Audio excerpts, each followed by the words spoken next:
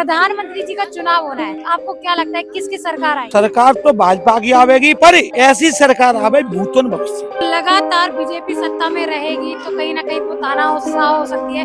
क्या परिवर्तन नहीं होना चाहिए सरकार का? 70 साल से कांग्रेस की सरकार में तो क्या हो गया था। आपका वोट किसको जाएगा? मेरा वोट देखिए कहीं नहीं जाएगा, सिंपल वही जाएगा जहाँ पे विकास है। विकास कौन कर रहा है? बीजेपी। क्या कारण है कि मोदी जी ही जीतेंगे? उन्होंने जितनी नीतियां आयोजन भारत के तरक्की के लिए जितनी नीतियां लाए हैं, इतने हिंदू धर्म में पर्व भी नहीं है तो पक्का जीतने वाले हैं। विपक्ष का कहना है कि वो महागठबंधन करेंगे और मोदी जी को हराएंगे, इस बारे में क्या कहना है आप? गठबंधन कर ले, मोदी जी का कंपेयर में कोई नहीं है। इस बार प्रधानमंत्री का जब चुनाव होगा तो आप किसको चुनना पसंद करेंगे? पिछली 2 बार से मोदी जी को दे रहा था और इस बार भी मोदी जी को दूंगा। किसको वोट जाएगा इस बार? किसकी होगी हार, किसकी होगी जीत? देखो, जो जीत है वो तो मोदी जी की होनी है और 400 प्लस से होनी है। 2024 के जो चुनाव होंगे किसको वोट देंगे?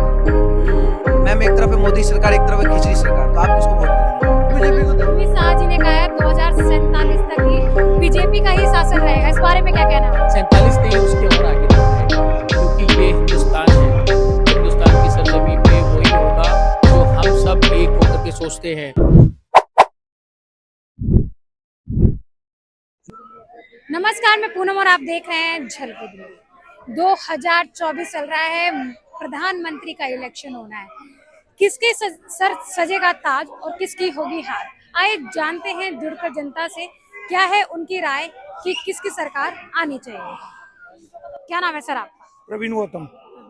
ये बताइए सर, जैसे 2024 चल रहा है, प्रधानमंत्री जी का चुनाव होना है, तो आपको क्या लगता है किसकी सरकार आएगी? सरकार तो भाजपा की आवेगी, पर ऐसी सरकार आवे भूतन भविष्य। ऐसा क्यों कह रहे हैं सर आप? वो काम करे कि जिनके आधार पे आवेगी। टॉयलेट घर घर तक पहुंचाइए, आवास को जो निर्धारित पैसा पूरा लाभार्थी तक पहुंचाए हुए। 370 कबर खोद के नीचे गाड़ दिए जमीन में। राम मंदिर बन के तैयार है वो है। और कछु जो कांग्रेस और जो विपक्षी नेता हैं, जिस सनातनी खिलाफ है, जो अगला चुनाव होगा देश सुरक्षा राष्ट्रीय भक्ति और का नाम है सनातनी और बाबर। जो विपक्ष को वोट पर रहो बाबर के ले जाए और जो सनातनी वोट पर रहो भारतीय जनता पार्टी में जाएगा। अच्छा, ऐसा क्यों होता है? जब भी प्रधानमंत्री का चुनाव हुआ है पिछले साल, मतलब जब पहले भी चुनाव हुआ था प्रधानमंत्री का, तो कहीं ना कहीं बीजेपी ऐसा करती है या ऐसा कांग्रेसी या कहीं विपक्षी का कहना है कि उसी समय होता है कि जैसे अभी मंदिर बन रहा है या मंदिर के प्राण प्रतिष्ठा का समय आ गया है, उससे पहले पुलवामा अटैक हुआ था, इस बारे में क्या कहना है? ऐसी सोच दुष्ट प्रगति के आदमी ने बाबर जैसे नहीं है सकते है कि अपने भाई की हत्या करके राज्य कर सकते है और का नेता की ना है। जो जी बोल रहे ना वो बाबर के भाई हैं, बाबर के परिवार के बाबर की सोच पर जी बताएंगे जो ऐसे। भारतीय जनता पार्टी या कोई नेता काऊ की हत्या करवाए चुनाव ना जीत सकती हुई, ऐसा कर सकते हो कांग्रेस कर सकते है, क्योंकि जी बाबर की आइडियोलॉजी वाले लोग हैं। बाबर वाली आइडियोलॉजी पे जी बताई वो कर सकते हैं, ऐसा काम भारतीय जनता पार्टी ना कर सकती। क्या आप अपने काऊ जमाने या काऊ घर के चुनाव जीतने काऊ मरवा सकते हो? जी सोच गलत है। और तुम कहो राम मंदिर, तो देखो राम मंदिर के लिए वो कांग्रेस की एक सोनिया गांधी हत्या पीछे से रिमोट से सरकार चलाए भाई, यूं कहती कि कोर्ट में जाके कहोगे राम को अस्तुत्व नहीं। 27 वकील खड़े करती, जिन्हें वकील ने की एक की 10 लाख रुपया फीस है एक दिन कोर्ट में जाएगी। कपिल सिब्बल कांग्रेस का क्या नाम है न्याय मंत्री और भारतीय जनता पार्टी का पूर्व न्याय मंत्री, दोनों में एक समानता है कि गुत्ता बाबर का संग खड़े और वो राम के संग खड़े।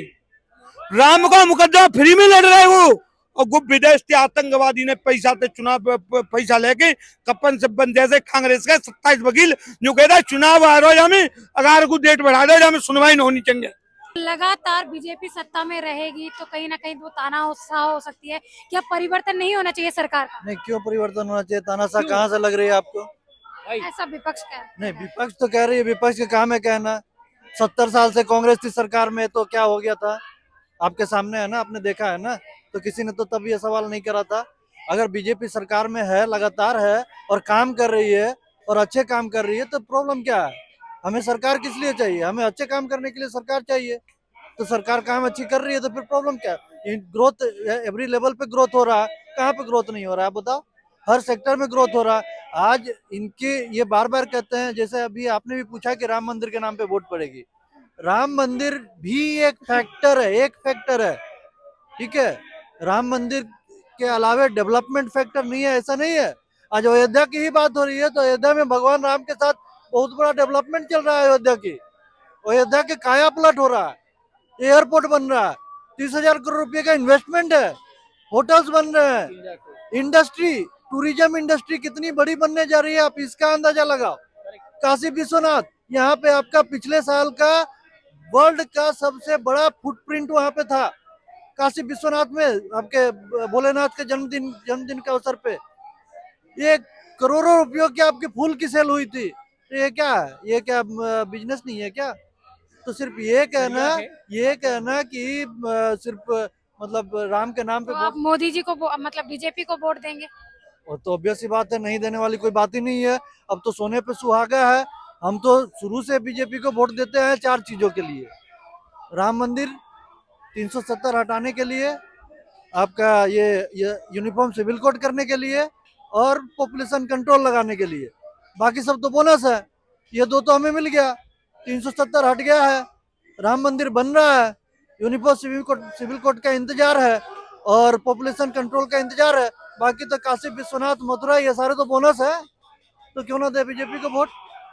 बिल्कुल बीजेपी को दे। अमित शाह जी ने कहा है 2047 तक ही बीजेपी का ही शासन रहेगा, इस बारे में क्या कहना है आप? बिल्कुल रहेगा, पुख्ता बोला है उन्होंने, वर्ड का इस्तेमाल किया है, अजर और अमर जो हमारी रही है धरती है ना, सनातनी, उस तरीके से उन्होंने लफ्ज का इस्तेमाल किया है। 2000 कब तक बोला आपने? 47 तक। 47 नहीं, उसके और आगे तक रहेगा, क्योंकि ये हिंदुस्तान है। हिंदुस्तान की सरजमी पे वही होगा जो हम सब एक होकर के सोचते हैं, क्योंकि ये ना हिंदू का है, ना ये मुसलमान का है, ना सिख का है, ना ईसाई का, हम सब का है ये हिंदुस्तान। तो ये हिंदुस्तान वो ऐसा हिंदुस्तान अब बन चुका है इस बीजेपी के आने से, जो हमारे सब में एकता है। और जो एकता नहीं वर्ड बोल रहे हैं वो अराजक तत्व लोग हैं जिनके दिमाग में खलफसार वर्ड उर्दू का है, जिनको कि अपने लिए और अपना माध्यम बनाना है, कैसे एंटी विरोधी बना करके अपनी रोटियां सेकना है। तो ये 2047 नहीं और आगे तक जाएगा। आपका वोट किसको जाए? मेरा वोट देखिए कहीं नहीं जाएगा, सिंपल वही जाएगा जहाँ पे विकास है। विकास कौन कर रहा है? बीजेपी। 2024 के चुनावों में किसकी होगी जीत, किसकी बनेगी सरकार, किसकी होगी हार? देखो, सरकार तो बीजेपी की बनने वाली है, मोदी जी की बनने वाली है। और जनता जनार्दन, वो कैसे, एक आप डायलॉग सुना होगा, बंदूक भी हमारी होगी, गोली भी हमारी होगी, वक्त भी हमारा होगा। जैसे जनता लोकसभा में बोलेगी चुनाव में, वोट भी हमारा होगा, नेता भी हमारा होगा, जीत भी हमारी। क्या कारण है कि मोदी जी ही जीतेंगे? बिल्कुल जीतेंगे, विकास के मुद्दे पे जीतेंगे। और ये हिंदुत्व, राम मंदिर है और काफी विकास के एजेंडे उनके रहे। उन्होंने जितनी नीतियां, आयोजन, भारत के तरक्की के लिए जितनी नीतियां लाए हैं, इतने हिंदू धर्म में पर्व भी नहीं है, तो पक्का जीतने वाले हैं। और विपक्षी तो ये आपका वोट किसको जाए? बीजेपी को जाएगा पक्का। और विपक्षी जैसे राम मंदिर का न्योता ठुकराया है ना, लोकसभा 24 में आपके माध्यम से बोल देना चाहता हूँ, विपक्षियों को जैसे न्योता ठुकराया है, जनता भी ऐसे उनको ठुकरा देगी। सर 2024 में किसकी हार होगी, किसकी जीत होगी? देखिए, अभी नरेंद्र मोदी साहब जो है ना, उनको कोई टक्कर देने वाला नहीं है। सारा देश जो है ना राममय हो गया इनकी वजह से, मोदी जी की वजह से। वो ऐसा ऐसा काम करके दिया है ना देश को, देश की जनता पूरा प्रसन्न है जी। तो मोदी जी को सामने कोई नहीं है। ये सब जितने सारे इंडिया एयरलाइंस वाले हैं, इनका जो है ना अब दुकानदारी बंद हो चुकी है इनको, और कोई पूछने वाला नहीं है। विपक्ष का कहना है कि वो महागठबंधन करेंगे और मोदी जी को हराएंगे, इस बारे में क्या कहना है आप? वो कौन मुंह से गठबंधन करके ठगबंधन कर ले, गठबंधन कर ले, मोदी जी का कंपेयर में कोई नहीं है। और इनको जो है ना 400 प्लस जाने से कोई नहीं रोक सकता मोदी सरकार को, मोदी को और भारतीय जनता पार्टी को। तो इसलिए जो है ये बोलते रहे, सपना देखते रहे। सपना देखना बुरी बात नहीं है, सपना देखने में कोई हर्जा नहीं है। सपना देखो, देखिए जितना देखना है, जो बनना, जिसको सब एक तो जितना इंडिया अलायंस वाले जितना प्रमुख है ना, सब कोई अपने आप को प्रधानमंत्री बना ले सपना में। विपक्ष का कहीं ना कहीं ये कहना है कि जो बीजेपी है, आरएसएस है, ये मिलकर जो है क्या कहते हैं धर्म के नाम पर, जाति के नाम पर लोगों से वोट बटोर रहे हैं। कांग्रेस वाले और ये जितना ठगबंधन गठबंधन इंडिया अलायंस वाले, ये सारे जो 3 चीज किए हैं आज तक जिंदगी में, तुष्टिकरण, परिवारवाद, जातिवाद, इससे ऊपर उठने ही नहीं सके हैं। तो अब जनता जाग चुकी है, क्योंकि सोशल मीडिया का जमाना है। तो एक एक देखिए, आज का जनता इतना गुस्सा है इन पर ना कि जरूरत पड़ेगा ना तो एक एक बाल इनका मैंने नोच करके सिर से ले जाएगा, इतना गुस्सा है। ये खाली धोखा दिए हैं देश को। आज सनातन धर्म जो है ना, पूरा हिंदूवादी जितना है, सनातनवादी जितना है, सारे जाग चुके हैं। सारा देश, सारा वर्ल्ड जो है ना राममय हो गया है। सारा देश का आवाम जो है ना अयोध्या धाम की ओर कूच करने के लिए चल पड़ा है। सारा देश भगवामय हो गया, सब राम राम राम जप रहे हैं। तो जो है हजारों साल से टूटी पड़ी हुई बिखरी विरासत थी हिंदुओं की, जो श्री राम प्रभु का, जो हमारे, मैं भी मानता हूँ, आस्था हमारे हृदय है, हमारे जो है ना श्री राम प्रभु हमारे आदर्श हैं, इस देश का आत्मा है। वो उनको जो है विदेशी लुटेरे आए थे, तोड़ दिए थे, एक एक ईंट गायब हो गया था। आज जो है मोदी की सरकार आई, 1070 साल बाद मोदी की सरकार जो है ना एक एक ईंट को दूरबीन से ढूंढ ढूंढ करके, दूध और गंगा जल से शुद्धिकरण कर करके, उसको जो है ना विद्वान ब्राह्मणों से मंत्रोच्चार करवा करके, वो सोना का ईंट में ढाल करके उसको, और वो मंदिर को पुनः निर्माण, नया मंदिर कहीं नहीं बन रहा है। ये चीज देशवासी जो भ्रम में न रहे, ये जो हवा फैला रहे हैं विपक्षी, नया मंदिर कहीं नहीं बन रहा है। ये हजारों साल पुराना टूटी विरासत, बिखरी पड़ी, दबी कुचली उस विरासत को पुनः वापस एक एक सनातनी के हृदय में फिट करने का काम ये नरेंद्र मोदी की सरकार कर रही है। और हम नरेंद्र मोदी साहब का, भारतीय जनता पार्टी का ताउम्र शुक्रगुजार रहेंगे, हम और हमेशा कर्जदार रहेंगे। क्या नाम है सर आपका? सुमित यश शुक्ला। दिल्ली से बिलोंग करते हैं? जी बिल्कुल, दिल्ली से और अयोध्यावासी भी हूँ, अयोध्या से ही। अच्छा ये बताइए, वोट किसको जाएगा इस बार? प्रधानमंत्री का जब चुनाव होगा तो आप किसको चुनना पसंद करेंगे? पिछली 2 बार से मोदी जी को दे रहा था और इस बार भी मोदी जी को दूंगा। वजह जानना चाहोगे तो वो भी बता दूंगा। परिवर्तन नहीं चाहते? परिवर्तन बिल्कुल नहीं चाहता। परिवर्तन पाकिस्तान में हो रहा है, आप देख रहे हैं ना। पाकिस्तान पनप रहा है ना, वहाँ सत्ता पूरी तरीके से किसी की रह रही है, और ना वहाँ के लोग बाहर जाके भीख मांग रहे हैं। आज वर्तमान में जो पूरी तरीके से सत्ता में अगर कोई रहता है, पूरी सीटें लेके आता है, सांसद पूरे रहते हैं, पार्टी टूटने वाली खिचड़ी सरकार नहीं आती है, डबल इंजन की सरकार आती है, तो देश विकास भी करता है, देश आगे भी जाता है और देश का दबदबा पूरे विश्व में बचता है। तो ये चीज बहुत अच्छा हो रहा है और होना भी चाहिए, क्योंकि एक चीज नहीं दिख रही है। मैंने छोटे गांव से, छोटे से बच्चे, छोटे से गरीब से लेके बड़े बड़े अंबानियों से पूछा और उनका इंटरव्यू या उनके, पर ज्यादातर युवाओं को कहना है, जैसे बहुत सारे लोग हैं जिन्होंने बीटेक कर लिया पर कहीं ना कहीं रोजगार नहीं है, इस बारे में क्या कहना है आप? देखो, कोई रोजगार या जो होता है अपने कर्म अनुसार मिलता है। यहाँ से पढ़ के या विदेश में जाके पढ़ के गूगल, माइक्रोसॉफ्ट के सीईओ इंडियन बने हुए हैं, तो भारत का नाम रोशन हो रहा है ना। पढ़ के तुम अगर बिजनेस में लगाइए दिमाग, कर्म करिए। पहले अब सब सोचते हैं कि घर बैठे वर्क करूं, ऑफिस में बैठ के वर्क करूं, कंप्यूटराइज वर्क करूं, तो ऐसा नहीं होता। लेबर का भी काम करना होता है इंसान को, कंस्ट्रक्शन का भी काम करना होता है। ये नहीं जहां ट्रेंड चल रहा है उसी दिशा में जाना चाहो, तो ये गलत चीज है। सर क्या नाम है आपका? नाम भूदेव है। किसको वोट जाएगा इस बार? किसकी होगी हार, किसकी होगी जीत? देखो, जो जीत है वो तो मोदी जी की होनी है और 400 प्लस से होनी है। भारत के हर आदमी को पता है कि कोई भी सनातन द्रोहियों को वोट नहीं देगा। ऐसा नहीं लग रहा सारे मोदी भक्त हो गए हैं? मोदी भक्त नहीं है, हम सनातन प्रेमी हैं। और जो इंडिया अलायंस है वो सनातन द्रोही है, तो सनातन द्रोहियों को कौन वोट देगा? मैं तो ये कहता हूँ सनातन द्रोहियों को राष्ट्रवादी मुसलमान भी नहीं देगा। जिसकी प्रवृत्ति रसखान जैसी होगी, जिसकी प्रवृत्ति जो है का डॉक्टर एपीजे अब्दुल कलाम जैसी होगी, जिसकी प्रवृत्ति अशफाक उल्लाह खां जैसी होगी, वो कभी भी इस इंडिया अलायंस को वोट नहीं देगा। जिस मुसलमान की प्रवृत्ति लश्कर तोयबा, इंडियन मुजाहिदीन या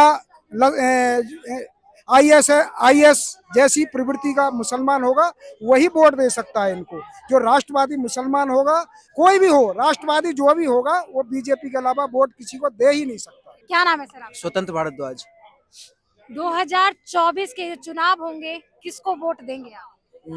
मैम, एक तरफ है मोदी सरकार, एक तरफ है खिचड़ी सरकार, तो आप किसको वोट दे रही हैं? खिचड़ी को दीजिएगा या फिर मोदी जी को वोट दीजिएगा। तो हम तो मोदी जी को वोट दे रहे हैं, क्योंकि आपको भी शायद पता होगा कि आप जहाँ खड़ी हो भारत भूमि है, ये स्विट्जरलैंड है नहीं कि यहाँ सोमवार को ममता बनर्जी, मंगलवार को केजरीवाल, बुधवार को राहुल गांधी, उसके बाद पप्पू यादव, ऐसे नमूना चलते रहेगा। क्या तो कारण है कि आप मोदी को देंगे? मैम कारण ये है कि देखिए मैम, जो कांग्रेस 70 सालों में शौचालय तक नहीं बनवा के दे पाया था, मोदी जी के कार्यकाल में 14 करोड़ शौचालय दिया गया है, 15 एम्स, 200 प्लस मेडिकल कॉलेज, और कहीं ना कहीं एशिया का दूसरा नंबर मोबाइल मैन्युफैक्चरिंग कंपनी बनाया गया। तो जो काम इस देश में नहीं हो रहा था वो काम किया गया। और दूसरी बात, एज सनातनी, राम मंदिर का फैसला आया है, राम जन्मभूमि को भी बनवाने का काम किया, और 22 जनवरी को उनका उद्घाटन भी होने वाला है, और मथुरा काशी तक का ही बात हो रहा है। तो आप समझ लीजिए कि मोदी जी सनातन के लिए भी और मुस्लिम के लिए भी, ट्रिपल तलाक हो गया, यहाँ 377 हटाना हो गया, इस देश का मुद्दा था 370, वो भी हटा दिए। तो जो कार्यकाल था, जिस कार्यकाल में 9 साल के अंदर जितना वो काम करके दिखाए हैं, वो उस बेसिस पे हम लोग जितना भी देश का युवा है मोदी जी को वोट देगा। विपक्ष कहता है जब चुनाव आता है तो बीजेपी ऐसी रणनीति अपनाती है कि जनता को अपनी तरफ आकर्षित करे, उसके बाद 5 साल के लिए सो जाती है। मैम तो वो रणनीति विपक्ष भी अपना लेना। जब इस देश में, जब मान लीजिए इलेक्शन होता है, तो आप लोग उस टाइम में कहाँ बिल में छुप जाते हैं? विपक्ष का क्या काम होता है कि अगर मान लीजिए देश में बेरोजगारी है, देश में महंगाई है, तो उसका मुद्दा उठाना। जब मान लीजिए हम बेरोजगार युवा है, तो हमको मान लीजिए मुद्दा उठाना है बेरोजगार, तो अपोजिशन उठाएगा। लेकिन नहीं, यहाँ अपोजिशन क्या कर रहा है? अपोजिशन जाके बोल रहा है कि क्या बोलते हैं, सनातन धर्म को खत्म कर देंगे, इरेडिकेशन ऑफ सनातन धर्म, हिंदुत्व को बाहर फेंक देंगे, अंट बंट बयान दे रहे हैं ये लोग। तो मैम ऐसा आप बयान दीजिएगा तो अब अपोजिशन तो रहे ही नहीं। आप एक मतलब कि गली नुक्कड़ के आप एगो छपड़ी उपड़ी टाइप हो गए। राहुल गांधी का कोई मर्यादा है नहीं, बहन को किस करता है, उसके बाद संसद में स्मृति ईरानी को फ्लैंक किस करता है। तो ये सब टाइप का जो एक्टिविटी है, ठीक है, राहुल गांधी का, उस लक्षण के बेसिस पे देश में अभी कोई ना कोई अपोजिशन अच्छा नहीं है।